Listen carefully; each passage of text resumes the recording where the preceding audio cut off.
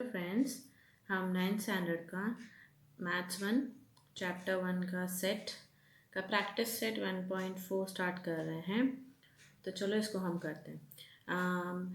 इसको स्टार्ट करने से पहले छोटी मोटी चीज़ें हैं जो हम जान लेते हैं।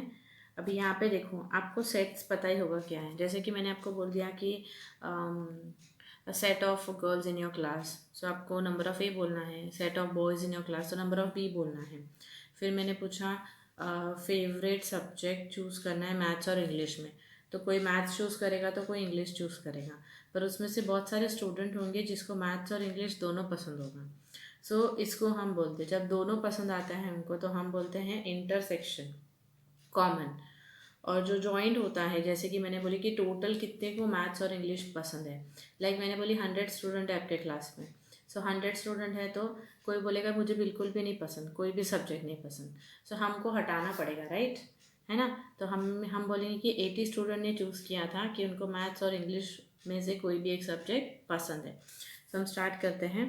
ये है number of A union B, मैं जस्ट गिवन लिख रही हूँ। Number of A intersection B, हमें ढूंढना है नंबर ऑफ बी। अब एक फॉर्मूला मैं लिख के बता रही हूँ आपको कि number of A union B is equal to number of A plus number of B minus number of A intersection B. इसको कैसे याद रख सकते हो? देखो, मैंने बोला कि 60 स्टूडेंट ने बोला कि उनको मैथ्स पसंद है और 60 स्टूडेंट ने बोला कि उनको इंग्लिश पसंद है, बराबर। तो 60 + 60 तो 120 होता है, और मैंने आपको बोला कि 100 स्टूडेंट है तो कॉमन हटाना पड़ेगा ना। तो मैं आपको बता रही हूँ कि इसमें कॉमन 40 स्टूडेंट या फिर 30 स्टूडेंट ऐसे हैं जिनको दोनों पसंद है, तो हम -30 करेंगे, क्योंकि मैथ्स के इसमें ऐसे स्टूडेंट है जिसको इंग्लिश भी पसंद है और इंग्लिश के इसमें ऐसे स्टूडेंट है जिसको मैथ्स भी पसंद है। तो टोटल 30 स्टूडेंट है जिनको दोनों सब्जेक्ट साथ में पसंद है, तो हम माइनस कर लेंगे। सो मैं बोलूँगी 60 - 60, 60 + 60 होता है 120, -30 होता है 90। सो 90 स्टूडेंट्स लोगों को मैथ्स एंड इंग्लिश दोनों में से एक सब्जेक्ट एटलीस्ट पसंद तो है। सो देखो, ए यूनियन बी 29 है, नंबर ऑफ ए 15 है, नंबर ऑफ बी आपको ढूंढना है, और ए इंटरसेक्शन बी 7 है। अभी आप डायरेक्टली सॉल्व करना है तो करें। यहाँ पे नंबर ऑफ बी मैंने यहाँ पे लिख लिया, 15 - 7 8 होता है, और ग्रेटर नंबर तो 15 है तो उसका साइन। नंबर ऑफ बी +8 मैंने लेफ्ट पे शिफ्ट कर लिया, 29।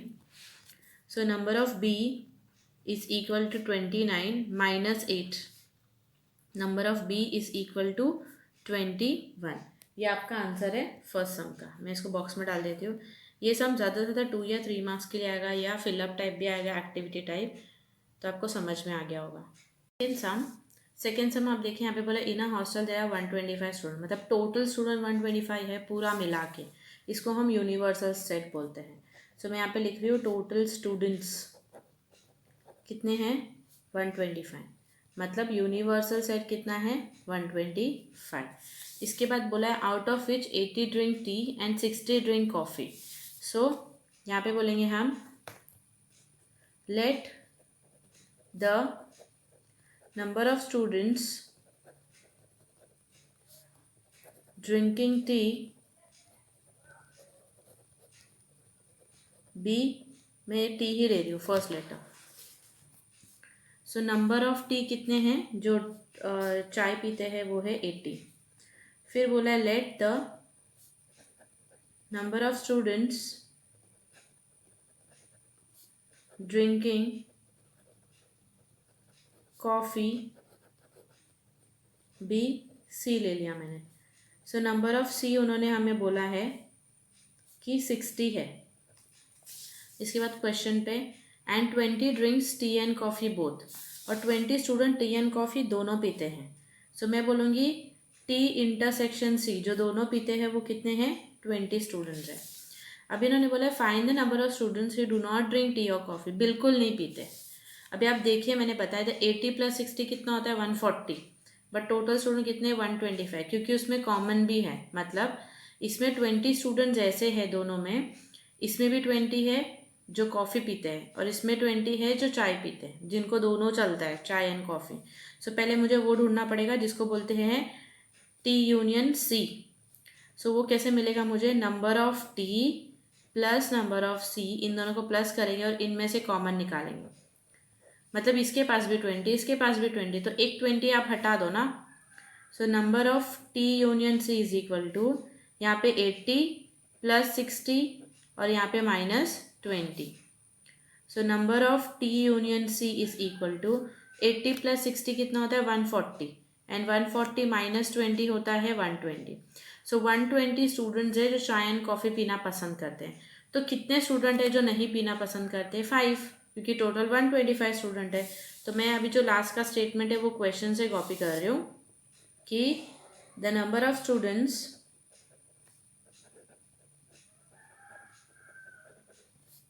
who do not drink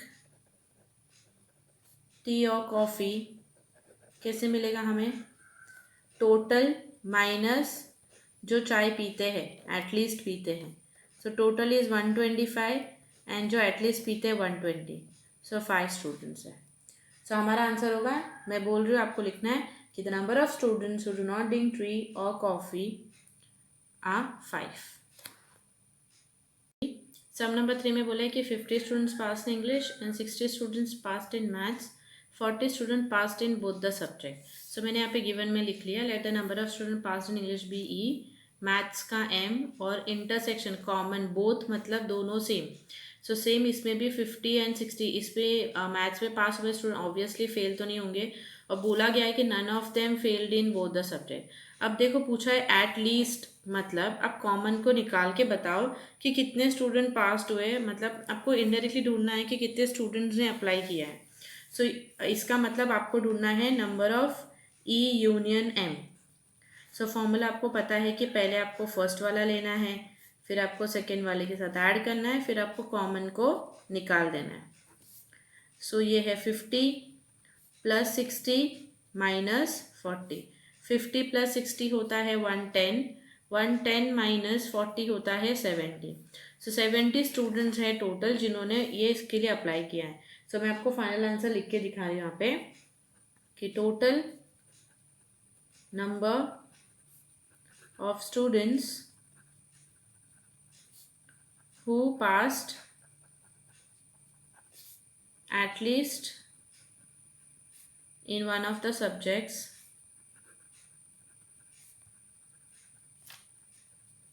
are 70। ये इसका आंसर है। ये भी सिंपल सम था एंड बहुत छोटा सम था। नंबर 4 थोड़ा लंबा चौड़ा है, देखते हैं हम। A survey was conducted to know the hobby of 220 students of class 9। 9th में 220 स्टूडेंट्स है टोटल, सो यूनिवर्सल सेट है। Out of which 130 students informed about their hobby as rock climbing. तो यहाँ पे एक टॉपिक है rock climbing 130, and 180 student about sky watching. तो sky watching उनका दूसरा हॉबी है, सो ये सेकेंड थिंग है। और बोला है they are 110 students who follow both the hobbies, मतलब इंटरसेक्शन जिसको बोलते हैं कॉमन, वो कितने हैं 110 स्टूडेंट्स है। ओके उसके बाद हमसे क्वेश्चनिंग पूछा है, हम देखते हैं इसको। सो देखो मैंने 130 यूनिवर्सल सेट भी लिख दिया है, 130 number of student having hobby as rock climbing B A, and let the number of students having hobby as sky watching B, और इंटरसेक्शन भी लिख लिया। अभी आप यहाँ पे देखेंगे तो बोलेंगे then how many student do not have any two hobbies. ये आपको फर्स्ट के जैसा क्वेश्चन हो गया कि किसी को भी है ही नहीं। तो उसके लिए पहले हमें ढूंढना पड़ेगा कि एक्चुअली कितने लोगों को है, क्योंकि 130 में ये कॉमन भी है और 180 में ये कॉमन भी है। सो पहले हमें ढूंढना पड़ेगा यूनियन, और इसका फॉर्मूला है number of A number of B minus number of A intersection B. So ये मुझे मिलेगा यहाँ पे 130, 180 और ये 110। 130 एंड 180 प्लस करते हैं हम इसको, 0 11 3 माइनस 110। सो मुझे यहाँ पे मिल रहा है 200। सो 200 स्टूडेंट्स को हॉबी है। सो किस किस को हॉबी नहीं है, एकदम सिंपल है, 220 स्टूडेंट्स हैं। सो टोटल 20 लोगों को हॉबी बिल्कुल भी नहीं है। सो यहाँ पे मैं लिख रही हूँ answer, number of students do not have any of two hobbies. So ये कैसे मिलेगा हमें, यूनिवर्सल सेट से जिसको हॉबी है उसमें से माइनस। तो टोटल है 220, और ये है 200, सो ये है 20 स्टूडेंट्स को। ये मेरा फर्स्ट आंसर था। सेकेंड क्वेश्चन पूछा गया है यहाँ पे, how many of them follow the hobby of rock climbing only. So यहाँ पे मैं लिख देती हूँ। So number of students follow the hobby of rock climbing only. अभी आप देखें रॉक क्लाइंबिंग के बच्चे कितने हैं, 130 हैं, और उसमें से कॉमन कितने हैं, 110, क्योंकि 110 कॉमन मतलब 110 स्काई वॉचिंग वाले बच्चे भी है। सो मतलब कितने स्टूडेंट हो गए, 20। तो एकदम सिंपल था, आपको कॉमन हटा देना था। और एक लास्ट क्वेश्चन पूछा है, how many student follow the hobby of sky watching only, मतलब सिर्फ स्काई वॉचिंग होना चाहिए, उसमें रॉक क्लाइंबिंग होना नहीं चाहिए। सो आप क्वेश्चन में से कॉपी कर ले, same statement, follow the hobby of sky watching only. तो टोटल स्काई वॉचिंग के 180 बच्चे हैं, कॉमन कितने हैं, 110। सो मतलब 70 बच्चे। सो ये भी सम सिंपल था, बस थोड़ा सा लंबा चौड़ा था। लास्ट सम, फिफ्थ सम, बहुत सिंपल एंड बहुत इंपॉर्टेंट सम है, प्लीज़ इसको स्किप ना करें कभी। सो हमें लिखना है ए, कर्ली ब्रैकेट, ए मतलब ए, देखो ये सर्कल पूरा ए है ना। सो इस सर्कल में आपको क्या दिख रहा है, एक्स वाई जेड और एम एन। सो इसको लिख लो, X Y Z M N, finish. उसके हिसाब से बी पूछे हैं, बी के सर्कल में क्या है, पी क्यू आर और एम एन भी है। सो बी के सर्कल में P Q R M N हो गया बी। अब आपको लिखना है A union B, A union B. A union B का मतलब होता है join of A and B, इसको और इसको जॉइन करके लिखो। So X Y Z P Q R और एम एन जॉइंड है, यहाँ पे से भी देख के लिख सकते हो आप, कॉमन को रिपीट नहीं करना है। हो गया, यूनियन मतलब ज्वाइन करना। यूनिवर्सल सेट लिखना है आपको। यूनिवर्सल मतलब ये पूरा जो बॉक्स है ये यूनिवर्सल है। सो इसके अंदर ए भी आता है, बी भी आता है और प्लस एस टी भी आता है। So X Y Z M N P Q S T और आर भी है, ये लिख लिया मैंने। उसके बाद ए कॉम्प्लीमेंट लिखना है आपको। मैंने आपको ए कॉम्प्लीमेंट का मतलब बताया था कि आपको ए को यूनिवर्सल सेट से कंपेयर करना है, ए के कोई भी टर्म्स नहीं लिखने। सो इस पे से भी आप कर सकते हो कि ए का हटा दो, देखो ए का हटा दोगे तो क्या क्या दिख रहा है आपको, P Q R S T, ये हो गया A complement, P Q R S T. इसी तरह से आपको बी कॉम्प्लीमेंट लिखना है, तो अब बी पे फिंगर रख दो। तो बी पे रखोगे तो आपको लिखेगा एक्स वाई जेड और एस टी, हो गया। लास्ट में आपको दिखना है ए यूनियन बी कॉम्प्लीमेंट। अब ये क्या है, ए यूनियन बी मतलब ए और बी दोनों में हाथ रख लो, तो बचा क्या, एस टी। देखो कॉम्प्लीमेंट आपको इस तरह से भी बता देती हूँ, एक्स नहीं लिखना है, वाई नहीं लिखना है, जेड नहीं लिखना है, एम एन नहीं लिखना है, इसलिए P Q R S T R आ गया। और बी में P Q R M N नहीं लिखना है आपको, पी क्यू आर और एम एन नहीं लिखना है, इसलिए एक्स वाई जेड और एस टी आ गया। और ए यूनियन बी कॉम्प्लीमेंट में ये सारे टर्म्स नहीं आने चाहिए। सो बचेगा क्या, एस टी, इसलिए एस टी आ गया। ये आपका फाइनल आंसर है, बहुत इंपॉर्टेंट सम है, मोस्टली 3 मार्क्स के लिए आता ही है। Thank you friends for watching. Please आपको कोई डिफ़िकल्टी होगी तो कमेंट सेक्शन में मुझे लिख कर बता देना। Thank you friends, bye bye.